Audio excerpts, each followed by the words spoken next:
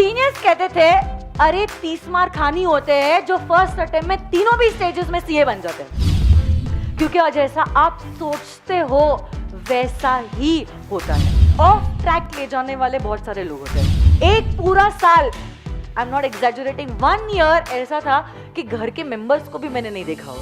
But मैं एक चीज कह लेती हूँ, अगर आप क्लियर नहीं हुए ना, जितने कॉल्स आपको बर्थडे के दिन नहीं आए उतने रिजल्ट के दिन पक्का आने वाले हैं।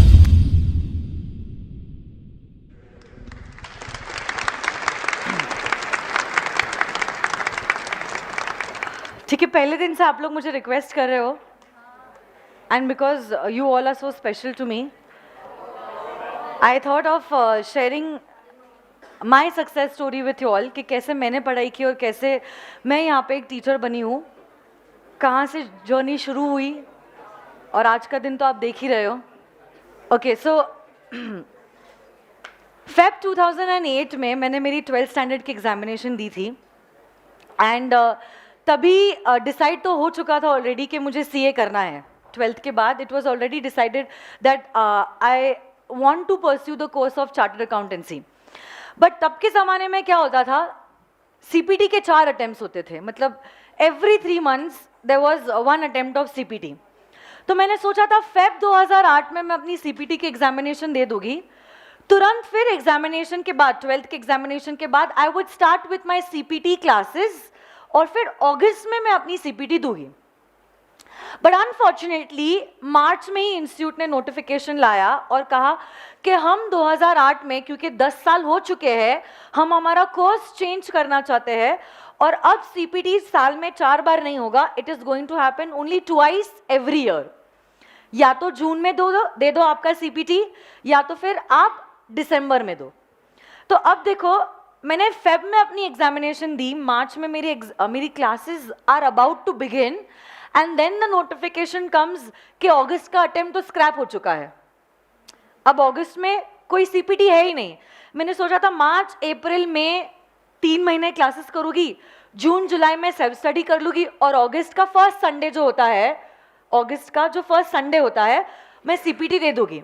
बट अब अगस्त का अटेम्प्ट है ही नहीं, तो सबसे बड़ा सवाल मेरे माइंड में ये आ गया, अब या तो मेरी अटेम्प्ट प्रीपोन होगी या तो वो पोस्टपोन हो जाएगी टू दिसंबर। अब दिसंबर तक तो मैं वेट नहीं करना चाहती थी, और अगर प्रीपोन हो रहा है it is going to be June का फर्स्ट संडे, मतलब 2 मंथ्स आई एम लूजिंग, क्योंकि जून का पूरा महीना चले जाएगा और जुलाई का भी पूरा महीना गया। जो अगस्त फर्स्ट वीक में होने वाला था अब ये जून फर्स्ट वीक में हो जाएगा, मतलब मेरा 2 मंथ सेल्फ स्टडी गया। अब क्लासेस करनी, अब जितना प्रेशर स्टूडेंट्स को था, डबल द प्रेशर फैकल्टीज के ऊपर, क्योंकि अब चारों भी सब्जेक्ट जो उन्होंने सोचा था 3 महीने के अंदर कंप्लीट करेंगे, now they are not going to have 3 months in their hand, क्योंकि हमें भी तो सेल्फ स्टडी के लिए समय चाहिए।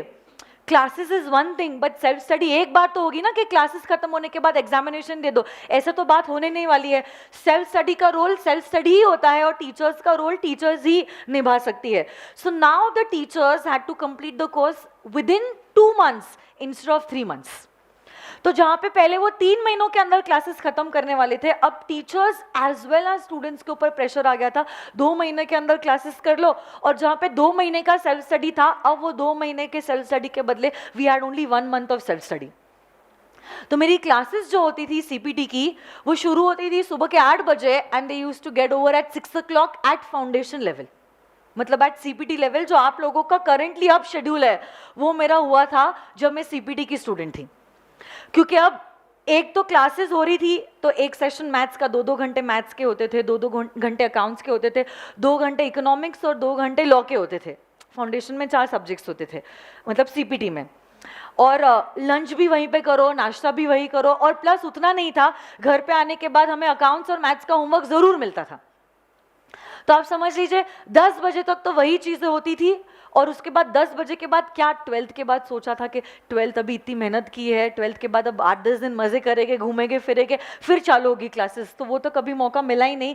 Immediately we had to start with the CPT classes. तो ऐसा ही शेड्यूल लगातार मेरा 2 महीने टीचर्स ने प्रॉमिस किया था, बट अनफॉर्चुनेटली 10 दिन एक्सटेंड हो गया। तो मतलब 2 मंथ्स 10 डेज मेरा शेड्यूल वैसा ही चला विथ क्लासेस। फिर बचे थे हार्डली 20 दिन। 20 दिन ऊपर से देखो, जब आप 12th स्टैंडर्ड के एग्जामिनेशन देते हो, you are not even serious about the foundation course. मतलब ऐसे लगता है आज तक तो पास हो ही गए हैं, और ऊपर से 11 में तो सबसे कम मेहनत करके सबसे ज्यादा मार्क्स 11 में ही मिले हैं. तो एटीट्यूड भी वैसा हो जाता है. और 10th तक इतना फोबिया हमारे माइंड में रहता है, 10th standard examination, 10th standard examination, 10 जैसे पिंजरे में बंद कर दिया.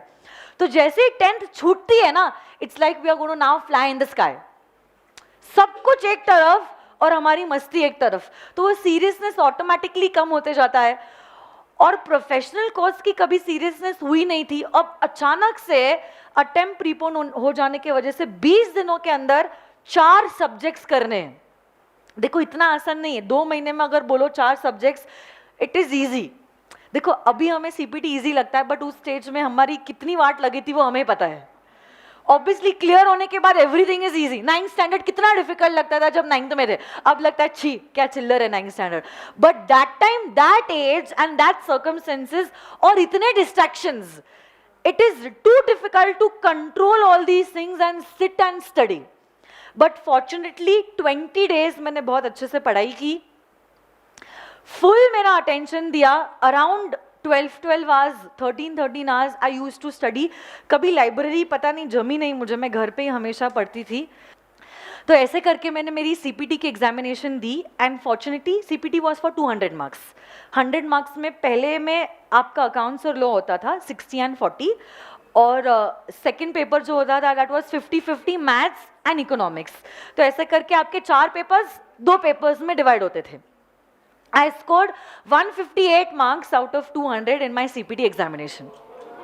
अब देखो CPT की एग्जामिनेशन मैंने दी, CPT की एग्जामिनेशन में I scored 158 out of 200 in my June 2008 attempt. तब क्या होता था, तब होता था PCC. PCC में क्या होता था, I will tell you. जैसे ही आप CPT देते हो ना, आपकी आर्टिकलशिप शुरू हो जाती है. It is not like you all. Articleship 1.5 साल की होती है, और उसी के बाद आप पीसीसी के लिए एलिजिबल होते हो. जैसे ही आपका पीसीसी हो जाता है, another 1.5 year is your articleship, and then you are eligible for CA final examination.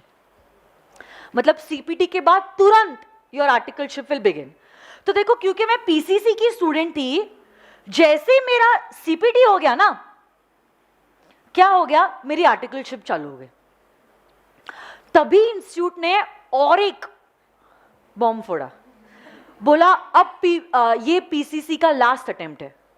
PCC अब कन्वर्ट हो जाएगा इनटू आईपीसीसी, जिसमें आईपीसीसी में क्या होता था, आप सीपीटी दो, 1 साल के बाद आईपीसीसी दो, और उसके बाद 3 साल की आर्टिकलशिप. बट जो बच्चा ओल्ड कोर्स का है ना, मतलब मैं ओल्ड कोर्स की हूं, वो अगर चाहे वो न्यू कोर्स के लिए रजिस्टर कर सकता है. मतलब अब पीसीसी का बच्चा आईपीसीसी के लिए रजिस्टर कर सकता है. मतलब आपसे जो 1 साल सीनियर हो गए ना, वो बच्चों को ओल्ड से न्यू कोर्स शिफ्ट करने का मौका मिला होगा. तो वैसे मेरे पास अभी ऑप्शन हो गया कि अगर मैं चाहूं, what I can do is I can convert from PCC to IPCC. यही 2008 में ये नोटिफिकेशन आया. और अगर मैं पीसीसी टू आईपीसीसी कन्वर्ट करती हूं, अब मेरा अटेम्प्ट 1.5 साल बाद नहीं, 1 साल बाद ही हो जाएगा, क्योंकि आईपीसीसी आपके सीपीटी के 1 साल बाद है, बट पीसीसी जो था वो 1.5 साल बाद था. बट अब मैंने तो पीसीसी टू आईपीसीसी कन्वर्ट करवा लिया ना, तो पीसीसी टू आईपीसीसी कन्वर्ट करवाने के वजह से मेरे लिए एडवांटेज क्या हो गया, not after 1.5 year, but after 1 year of my CPT, I could give my IPCC. But problem ये था, my articleship would continue. तब IPCC में जरूर आ गई. इसका मतलब अब ये नहीं IPCC के बाद आर्टिकलशिप शुरू होगी, PCC पैटर्न में ही मेरी आर्टिकलशिप शुरू हो गई. So that I have to continue now. With after 1 year, my attempt of IPCC being due. मतलब अब आप सोचो, साल भर में जैसे आप ये दे रहे हो ना आपकी इंटरमीडिएट की एग्जामिनेशन, वैसे ही साल भर बाद मैंने अपना आईपीसीसी दिया. बट आप में और मुझ में बहुत फर्क है. आप दे रहे हो विदाउट आर्टिकलशिप, मैं दे रही हूँ विद आर्टिकलशिप. अब आप सोचो ये प्रेशर आपसे हैंडल नहीं होता है तो मेरी क्या हालत हुई होगी. आर्टिकलशिप मतलब आप सोचो इतने सस्ते में और कौन एम्प्लॉय मिलेगा। तो बॉस के तो मजे हो गए। मेरी office morning 11 to evening 6, but office में जाने के पहले सुबह एक क्लास और ऑफिस से आने के बाद एक क्लास। सुबह होती थी सारे फैकल्टीज की ऑल द प्रैक्टिकल सब्जेक्ट की क्लासेस, और शाम में होती थी सारे थ्योरेटिकल सब्जेक्ट। सारे थ्योरेटिकल सब्जेक्ट्स मतलब लॉ है, ऑडिट है, ITSM था हमें, EISSM आपको, हमें था ITSM, वो होता था शाम में। संडे के दिन वॉज द ओनली डे जब ऑफिस में छुट्टी होती थी, and Sunday was the only day जहाँ पे फैकल्टीज को एक्स्ट्रा क्लासेस का समय मिलता था, क्योंकि वो दिन वो एक्स्ट्रा क्लासेस ले सकते थे। Other than those days, for the faculties it was not possible because every student had their office. मतलब आप सोचो, morning my classes used to begin at 6:45 to 9:15. फिर उसके बाद 9:15 के बाद 11 o'clock ऑफिस होता था, तो नाश्ता करके directly we had to rush to office. Office होता था टिल इवनिंग 6, और evening classes were from 6:45 to 8:45। 2 घंटे की थ्योरेटिकल पेपर्स कि जो भी क्लासेस होते थे वो शाम में होते थे। साल भर ऐसे ही निकल गया, साल भर। घर से मैं निकलती थी अराउंड 6:30 के आसपास, फिर टिफिन मम्मा भेज देती थी, लंच भी ऑफिस में ही करती थी, फिर वापस से नाश्ता करती थी ऑफिस से निकलते वक्त, शाम में क्लासेस करती थी, और घर पे मैं पहुंचती थी 9 o'clock के आसपास। प्रैक्टिकल पेपर्स, अकाउंट्स होता था, एडवांस अकाउंट्स होता था, FM होता था, और कॉस्टिंग होता था। टैक्स के फैकल्टीज यूजुअली होमवर्क नहीं देते थे, तो ये 4 सब्जेक्ट्स की अगर सुबह क्लासेस होती थी, उनका होमवर्क भी करना होता था। पूरा साल भर ऐसा ही गया। और जब मैं IPCC में थी, मेरा भाई जो था वो 11th स्टैंडर्ड में था। मतलब मैं जब घर से निकलती थी वो तो सोया हुआ रहता था, और जब मैं घर पे आती थी वो दोस्तों के साथ घूमने निकलने के लिए बाहर जाता था। संडे के दिन भी एक्स्ट्रा दिन भर क्लासेस होती थी, तो संडे के दिन भी मिलना नहीं होता था। एक पूरा साल, आई एम नॉट एग्जैजुरेटिंग, 1 year ऐसा था कि घर के मेंबर्स को भी मैंने नहीं देखा होगा। इतना हेक्टिक शेड्यूल होता था। दिवाली में भी hardly we used to get 3 to 4 days off, क्योंकि तब फैकल्टीज को एक लौता मौका मिल जाता था एक्स्ट्रा क्लासेस लेने का, क्योंकि तब ऑफिस में छुट्टी होती थी 10 दिन की, 15 दिन की, तो वो समय had to be utilised by the faculties, क्योंकि उसके अलावा they had no other time. तो अगर छुट्टी मिली है, हमें पता है वो क्लासेस में ही जाने वाली है। सेल्फ स्टडी के लिए hardly I got 2 months, hardly. अब आप सोचो, मेरा अटेम्प्ट जो है that is in November 2009 IPCC का। नवंबर 2009 में मेरे को दोनों ग्रुप्स देने हैं। तब दोनों ग्रुप्स में, पहले ग्रुप में 4 पेपर्स होते थे और दूसरे ग्रुप में 3 पेपर्स होते थे। IPCC की मैं बात कर रही हूँ, क्योंकि पहले ग्रुप में सबसे पहला पेपर होता था अकाउंट्स, फिर लॉ होता था, and that time costing and FM 50-50 marks का एक ही पेपर था, और एक पेपर होता था tax, including both direct as well as indirect taxation, 50-50 marks. तो इनडायरेक्ट टैक्स में से वैट और सर्विस टैक्स था, और डायरेक्ट टैक्स में was the income tax act with the 5 heads। Group 2 में 3 पेपर्स होते थे। First was advanced accounts, second paper was audit, and the third paper was IT and SM। तो ऐसे करके पहले ग्रुप में हमें थे 400 मार्क्स और सेकेंड ग्रुप में थे 300 मार्क्स। पासिंग आपके जैसा ही था, 40-40 marks individual passing and 50% in aggregate. तो if I am giving both the groups, तो अब मुझे क्या लाना है, 200 एंड 150, मतलब 350 आउट ऑफ 700। इंडिविजुअली जितना आपको जो सब्जेक्ट में स्कोर करना है आप कर सकते हो, कोई प्रॉब्लम नहीं है। But yes, every paper minimum has to have 40 marks.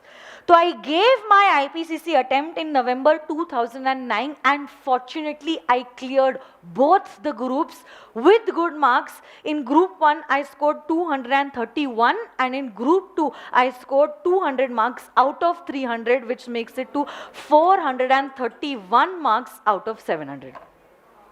ये तीनों भी पेपर में मुझे एग्जामिशन था, एक में 69, एक में 65 और एक में 66। और यहाँ पे ग्रुप 1 में I had 79 marks in accounts and I had 60 marks in law. हाँ, ये दोनों पेपर्स में कुछ कम मार्क्स मिले थे। Tax was my weakest subject. देखो, every student has their own strength and weaknesses. For me I had phobia of tax, और irony की बात ये है, my father is a practising chartered accountant, gold medallist, 25 into direct tax years practice. जो जिस field में वो master है, अनफॉर्चुनेटली वही आयरनी की बात ये है, my weakest subject was this subject of direct tax. मेरा फोबिया टैक्स से हमेशा से रहा है. फाइनल में भी टैक्स में ही मेरे को सबसे कम मार्क्स मिले हैं विथ 40 मार्क्स. देखो, ना ज्यादा पढ़ाई की है ना कम पढ़ाई की है, exact 40 marks I scored in tax. ना ज्यादा ना कम पढ़ाई, एग्जैक्ट 40 मार्क्स. हाँ, वो सबसे लोएस्ट मार्क्स था पूरे लाइफ में, 40 मार्क्स. बट ठीक है, हु केयर्स, आई पास. पास हो गए, बस हो गया. Accounts was my strongest paper, तो इसलिए मुझे ग्रुप 1 में भी 79 मिले थे, और एडवांस्ड अकाउंट्स में भी I scored 69 in advanced accounts. और ग्रुप 1 का जो आपका अकाउंट्स पेपर था ना, उसमें मुझे 79 मिले थे. तो वैसे ही हाँ, और कॉस्टिंग और एफएम के पेपर में हमारा कैच था, जिसके वजह से 2 costing and FM was my strong paper. I couldn't score much in costing and FM. तो इसके वजह से ग्रुप 1 में अगर आप देखोगे I scored only 231 marks. But ठीक है, I covered up with group 2 because group 2 में मुझे तीनों भी पेपर्स में एग्जामिशन मिला था, और टोटल जो था वो 200 मार्क्स था आउट ऑफ 300. अब देखो, दैट वाज नॉट इट. बाकी के बच्चे जो थे, जो शुरुआत की थी उन्होंने आईपीसीसी से, उनकी आर्टिकलशिप रिजल्ट के बाद शुरू हुई. तो मतलब उनके पास 2-2.5 महीने थे पूरे मजे करने के. मेरे पास ऐसा कुछ नहीं था, क्योंकि मेरे बॉस ने ऑलरेडी मेरी ऑफिस शुरू हुई और उसके 8 मंथ्स के बाद मुझे छुट्टी दे दी पढ़ाई करने के लिए, स्टडी लीव के लिए, और 15-16 दिन एग्जामिनेशन के लिए. मतलब आप समझ लीजिए 3 दिन की मुझे छुट्टी मिली. 3 दिन के बाद again I had to start with my office again immediately. क्योंकि ऑफिस तो ऐसा नहीं था ना कि रिजल्ट आएगा, अगर एक आधा ग्रुप क्लियर हुआ तो ऑफिस चालू हुआ. मेरा तो ऑफिस तभी से शुरू हो गया था जब मेरा सीपीटी क्लियर हो गया और मैं आईपीसीसी में मतलब एनरोल हो गए. बट क्योंकि पीसीसी टू आईपीसीसी मैंने कन्वर्ट कराया, my articleship is now getting continued. फिर जनवरी में रिजल्ट आया, जनवरी 2010 में रिजल्ट आया. क्योंकि जनवरी 2010 में रिजल्ट आ गया और पॉजिटिव क्लियर आ गया, अब मेरा फाइनल अटेम्प्ट था वो भी 6 मंथ्स प्रीपोन हो गया ना. That was the only reason why I had converted into this particular new scheme. IPCC का आई वाज नॉट कॉन्फिडेंट कि मैं क्लियर होगी. इसमें एक बात मुझे कहना चाहती हूँ, आर्टिकलशिप मेरी शुरू हुई थी तो already I was meeting my seniors. तो सबसे खराब बात होती है, बड़े लोगों के ग्रुप में कभी नहीं जाना चाहिए. They are filled with negativity. मतलब ये एक चीज मैं आपको बताना चाहती हूँ, क्यों हम लोग हमेशा हम लोग पीछे हट जाते हैं. आर्टिकलशिप शुरू हुई थी तो obviously there were my seniors and they are seniors, क्योंकि मैं तो जूनियर थी, तो मेरे से 1 साल और मेरे से 2 साल, 2 level up there were my seniors. तो वो लोग कहते थे कि पहले अटेम्प्ट में अगर आप सीए बन गए तो आपने क्या सीए बने, मतलब फेल हुए भी अगर आपने सीए नहीं किया तो आपने क्या सीए किया. मैं वही कह रही हूँ ना, इसीलिए कभी भी बड़े दोस्त होने ही नहीं चाहिए. ये मैंने सीख देख ली है. सीनियर्स कहते थे अरे 30 मार्क खानी होते हैं जो फर्स्ट अटेम्प्ट में तीनों भी स्टेजेस में सीए बन जाते हैं. फर्स्ट अटेम्प्ट में तीनों भी स्टेजेस पे सीए बनना is only 1% of that crowd. देखो, जरूर रिजल्ट आता होगा 10%, बट वो 10% कुछ सीपीटी में फेल हुए, कुछ आईपीसीसी में फेल हुए, कुछ फाइनल के 2 अटेम्प्ट, तीसरे अटेम्प्ट, मतलब 30 मार्क खान आपको होना पड़ेगा अगर आपको तीनों भी स्टेजेस में फर्स्ट अटेम्प्ट में क्लियर करना है. This is nothing but this is share negativity. और फिर क्या हो जाता है, ज्यादा तो हमें कुछ पता नहीं है, जो वो कहते हैं हमें लगता है भाई भगवान है, आप अगर पास हुए, आप अगर एक्सपीरियंस्ड हो तो आप सही कहते होगे. तो क्या हो जाता है, नेगेटिविटी हो जाती है, and then we start feeling that we are substandard as compare to others. तब ऐसा हो जाता है, जरूर हम में काबिलियत है बट फिर भी हम नीचे गिरते हैं. क्यों? क्योंकि हम खुद का हुनर जो है अब हम उसको सप्रेस करना चालू कर देते हैं. हमें लगता है ये तो पॉसिबल है ही नहीं, हम गिरने ही वाले हैं. और ये तो ऑब्वियस है, हर कोई गिरता है तो गिरने में कोई प्रॉब्लम ही नहीं है. बट देखो, fortunately for me my parents always motivated me. तो देखो, इसलिए मैं हमेशा कहती हूँ have those bunch of people around you who are motivating you. अब मुझे पता है, मैंने इसलिए पहले दिन आपको पूछा था how many of you all are not from Pune.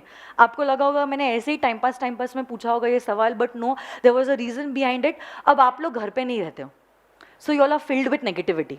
मैं चाहती थी अगर आपके पेरेंट्स नहीं तो एटलीस्ट मैं आपको हर स्टेज पे मोटिवेट करती रहूँ, आपको गाइड करती रहूँ, आपको बोलती रहूँ, क्योंकि ऑफ ट्रैक ले जाने वाले बहुत सारे लोग होते हैं, बट ऑन ट्रैक ले जाने वाले वो कुछ लोग होते हैं जो मैं बनना चाहती थी आपके लाइफ में। इसलिए आपने देखा भी होगा 15-15, 20-20 दिन में थोड़ा थोड़ा हल्का हल्का डोज मैं आपको दिया ही करती थी। Why? Because this positivity is necessary. You all are filled with negativity around you all and inside you all. Fortunately for me, my parents were the motivating factor. वो हमेशा मुझे पॉजिटिविटी से फिल करते रहते थे, जिसके वजह से फिर मुझे लगा नहीं यार, वो हो गए 30 मार्क हार, मैं भी तो कुछ कम नहीं हूं, मैं भी अटेम्प्ट क्लियर कर दूंगी तीनों भी स्टेजेस में, वो भी फर्स्ट टाइम में। तो वो पॉजिटिविटी होने की वजह से मैंने सोचा कि हो जाएगा, और हुआ। उसी एटीट्यूड की वजह से अगर मैं सोचती ना मैं सब स्टैंडर्ड हूं, शायद से मैं सब स्टैंडर्ड ही रह जाती, क्योंकि जैसा आप सोचते हो वैसा ही होता है। अगर आप नीची सोच रखोगे आपके साथ गलती होगा। आप देखना कभी भी जो लोग हमेशा रोते रहते हैं ना, उनके साथ हमेशा गलती होता है। आप देखना वो जिंदगी भर रोते ही रहेंगे, क्योंकि they are filled with negativity. फिर जो अच्छा भी होगा ना उन्हें दिखाई नहीं देगा, क्योंकि उन्हें बुरा ही दिखाई दे रहा है। So always have that positive attitude. आपका कैलिबर जज करने के लिए उनकी कोई औकात नहीं है। वो कौन है आपको सर्टिफिकेट देने वाले कि आप फर्स्ट अटेम्प्ट में क्लियर हो गए या सेकंड अटेम्प्ट में क्लियर हो गए? वो कौन है स्टैंडर्ड आपका सेट करने वाले? आपने अपने आप को देखा है, आपसे ज्यादा आपको और कोई नहीं जान सकता है। तो दूसरा क्या कह रहा है या दूसरा क्या बोल रहा है या कोर्स कैसा है, उससे आप अपने आप को जज मत करो। आप भी कर सकते हो, आप क्यों नहीं कर सकते हो? एक चीज बताओ, आज तक क्या आपको कभी लगा है कि ये कोर्स कितना डिफिकल्ट है, मुझे समझ में नहीं आया, मैम ने या सर ने क्या एक्सप्लेन किया? कुछ भी नहीं। There is nothing difficult in this course. सिर्फ एक ही सबसे बड़ा चैलेंज है, and that is time factor. इस टाइम फैक्टर को अगर आपने ओवरकम कर लिया, it is 100% guaranteed that you all are going to clear this examination in the first attempt. Second और third क्यों चाहिए? फर्स्ट अटेम्प्ट में आप क्लियर कर सकते हो। फिर देखो क्या हुआ, मेरी articleship is getting continued, and then my CA final attempt is due in November 2011। November 2011 में मैंने सीए फाइनल का अटेम्प्ट दिया। I gave both the groups. इसमें भी क्या हुआ मैं आपको बताती हूँ। दोनों ग्रुप्स का फॉर्म तो मैंने फिल कर दिया, सोचा था जैसे हमेशा की तरह हम लोग भी ऐसे करते, दोनों ग्रुप्स का फॉर्म तो मैंने फिल कर दिया था।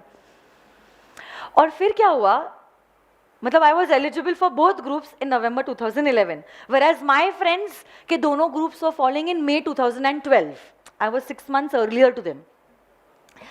एग्जामिनेशन फॉर्म फिल करने का जब समय आया था ना, तब इत्तेफाक की बात ऐसे हो गई that my father was travelling, okay, और मेरे पापा को बहुत मानती हूँ मैं।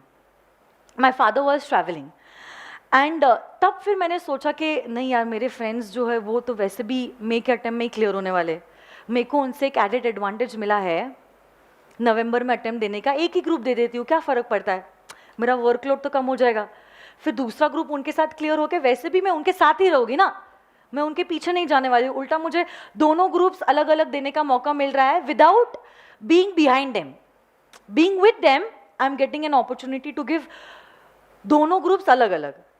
तो ऐसे सोचा मैंने, 15 दिन के लिए पापा बाहर गए थे, ही वॉज इन यूरोप, तो एक ग्रुप का मैंने फॉर्म फिल भी कर दिया, बट सबमिट करने के पहले फॉर्चुनेटली ही came back, and my friends also, actually मेरे कुछ फ्रेंड्स थे, close group of friends, then they told me कि तूने जब सीपीटी दिया था और ये कोर्स में कन्वर्ट कराया था, तभी तुझे पता था कि तेरा अटेम्प्ट दोनों ग्रुप्स का नवंबर 11 में ड्यू होने वाला है।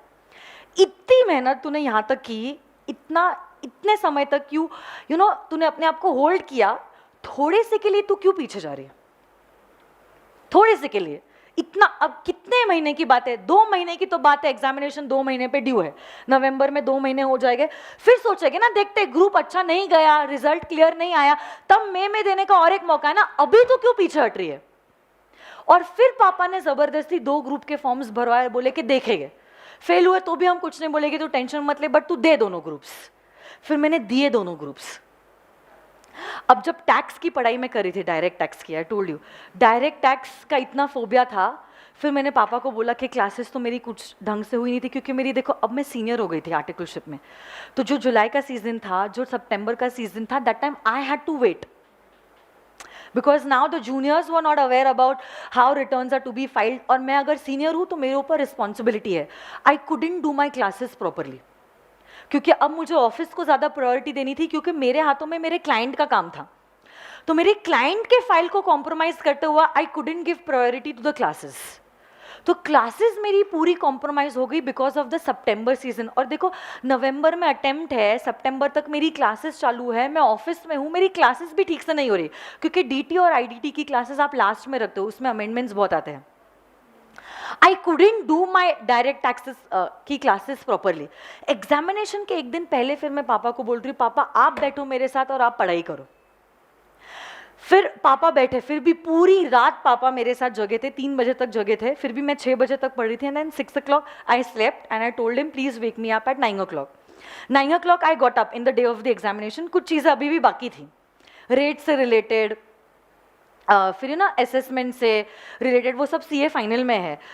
रेट से रिलेटेड एक सवाल मैं और पापा साथ में बैठ के कर रहे थे, और तभी पापा को क्या हो गया, किसी का कॉल आ गया कि रेड कब की जा सकती है, कौन सा समय आपके घर पे एंटर कर सकते हो. ओके तो वो सिर्फ समय आया और पापा फ़ोन कॉल पे चले गए, और मैंने जैसे हर बच्चा करता है ना, अभी पापा चले गए, चलो टर्न द पेजेस. तो मैंने पेजेस टर्न कर लिए, चलो हो जाएगा. चीट करते ना हम लोग हमारे पेरेंट्स को कि हो जाएगा, कंप्लीट करना है, 2 बजे तो पेपर है, 9 बज गई ऑलरेडी. तो पापा ने कुछ 8-10 मिनट फ़ोन कॉल अटेंड किया, आया और बोला कि ये सब पढ़ लिया क्या तूने. पापा ने सवाल भी पूछा रेट से रिलेटेड कि रेट कब की जा सकती है. तो मैंने बोल दिया हाँ बिजनेस आज.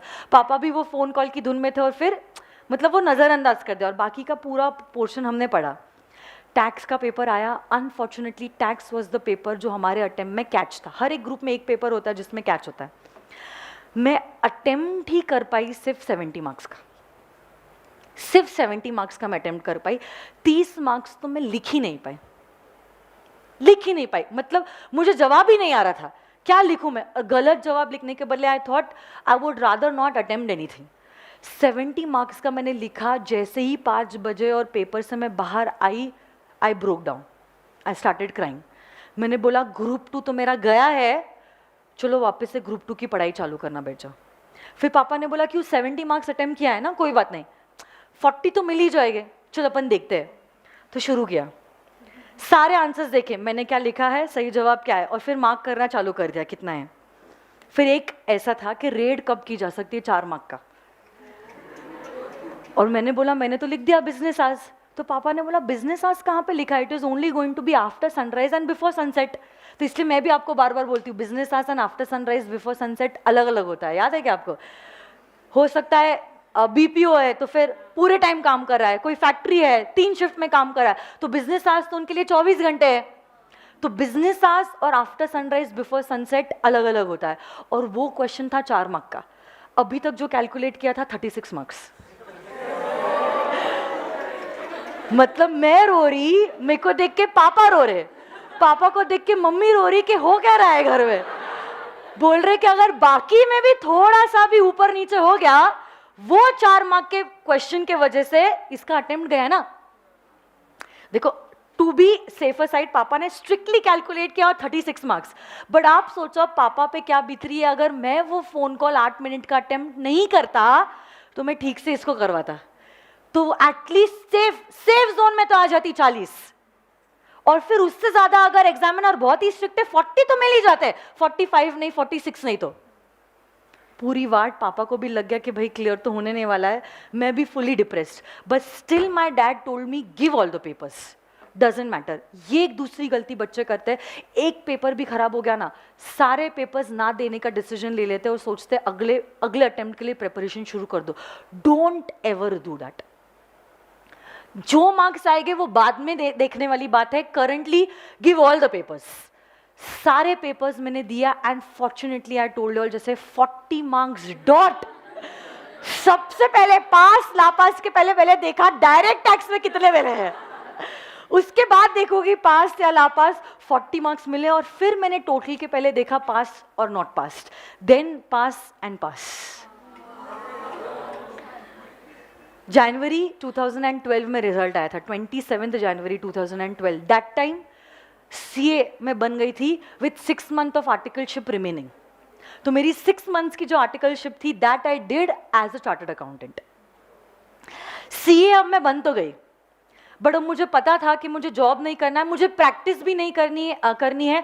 थर्ड फोर्थ स्टैंडर्ड से I knew I had to become a teacher. Third standard से I use to always tell my parents I want to become a teacher. But जिस दिन मैं एक्चुअली जब मैंने सीए कोर्स शुरू भी किया ना, that time also aptitude test होता है। तब एप्टीट्यूड टेस्ट देने के पहले भी मेरे पेरेंट्स ने पूछा था तुझे बनना क्या है, तो मैंने हमेशा से कहा मुझे टीचर बनना है। और मैंने तभी भी कहा मुझे टीचर बनना है, मतलब 10th स्टैंडर्ड बाद। पापा ने क्या सोचा था, बच्ची है, हर थर्ड स्टैंडर्ड फोर्थ स्टैंडर्ड का बच्चा सोचता है टीचर बनना है, तो ये भी हाँ टीचर बनना, क्योंकि तब हमारे लिए हमारे रोल मॉडल्स आर टीचर्स, क्योंकि उन्हीं से हम लोग हर रोज मिलते हैं, उन्हीं से रूबरू होते, वही हमारे साथ दिन भर रहते हैं, तो we automatically get inspired and motivated by them. तो पापा को लगता था क्या टीचर बनना है, बोल रही है, बच्ची है, बन जाएगी, ठीक है, चेंज हो जाएंगे प्लान्स। बट 10th स्टैंडर्ड के बाद जब एप्टीट्यूड टेस्ट हुआ, तब फिर मैंने बोला मुझे टीचर बनना है। That time he told me, देख अगर तुझे टीचर बनना है तो बन, and I will become a teacher in that course, जो हर कोई बन ही नहीं सकता, तो टीचर तो दूर की बात है। फिर जब मैं टीचर बनी, मैंने पढ़ाना चालू किया, बट जब मैंने पढ़ाना चालू किया मुझे मज़ा नहीं आया। मैंने बोला हर कोई आ रहा है, फीस ले रहा है, पढ़ा रहा है, बस वही कर रहा है, बट मेरा तो कभी सपना ऐसा था ही नहीं। मुझे तो पता ही था कि अगर मैं कुछ कर रही हूँ, इसलिए तो सीए बनने के बाद कभी जॉब या कभी प्रैक्टिस करना ही नहीं था। I knew I had to do something which is going to change the life of somebody else. मुझे नहीं करना है ऐसा कुछ जो हर कोई कर रहा है। फिर मैंने सोचा कि अगर मैं टीचर हूं और अगर मैं यंग क्राउड से मिल रही हूं, मुझसे बेहतर कोई प्रोफेशन हो ही नहीं सकता है जो यंग लोगों की लाइफ को बदल सकता है। तब से फिर 1 साल बाद मैंने शुरू किया with all these colourful notes, with all these charts, with all these memory techniques, with all these question banks, everything that I am providing with all. तब से मैंने शुरुआत किया था, और उस दिन से लेकर आज तक मैंने हमेशा सोचा है कि मेरी फीस, चाहे पता नहीं इंडिया में या पुणे में, चाहे दूसरी कोई भी फैकल्टी की कितनी भी फीस क्यों ना हो, I have to keep the lowest fees. मुझे पैसों से कोई लेना देना नहीं है। मेरे फादर भी, he belong to a well to do family, he had all the riches, and my husband also fortunately he has all the riches. मुझे पैसों से कोई लेना देना नहीं है। I knew I had to do something. Emotionally this thing was biting me, कि अगर मैं टीचर हूँ, अगर मैं यंग क्राउड से मिली हुई हूँ, तो फिर मुझे ऐसा कुछ करना है मेरे स्टूडेंट्स के लाइफ में that I could change their lives. मुझे मालूम है नेगेटिविटी, और पुणे जैसे शहर में देर आर 100 थिंग्स जहाँ पे बच्चा बिगड़ सकता है। एवरीथिंग यू ऑल हैव, चाहे आपको ड्रिंक करना है, स्मोक करना है, पब्स में जाना है, हर कोई चीज़ है आपके पास बिगड़ने के लिए। और आपके पेरेंट्स हैं नहीं, आपके पास पूरा फ्रीडम है। तो मुझे मालूम है कि अगर थोड़ा सा भी ध्यान नहीं दिया, बच्चा गलत ट्रैक पे जा सकता है, और वापस से फिर अगर वो अय्याशी लग गई, वो आराम की बात हो गई, तब ऐसे केस में वो वापस से ऑन ट्रैक नहीं आ सकता है। तो तब मैंने सोचा yes I have to do something, मतलब मेरी मेहनत ऐसी होनी चाहिए जिससे किसी की जिंदगी जो है वो बदल जाए। ऐसा इंस्पिरेशन देते जाओ, ऐसा लाइफ में इम्पैक्ट करते जाओ कि हाँ वो लोग भी सोचे कि अगर बनना है तो मैम जैसे बनना है, और बनना है तो अगर सर जैसे बनना है।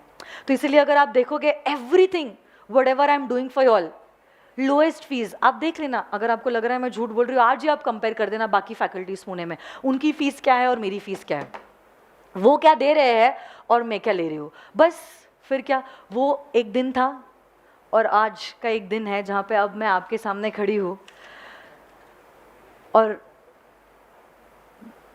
आप देख ही रहे हो पुणे में चाहे रिस्पॉन्स हो या इंडिया में रिस्पॉन्स हो।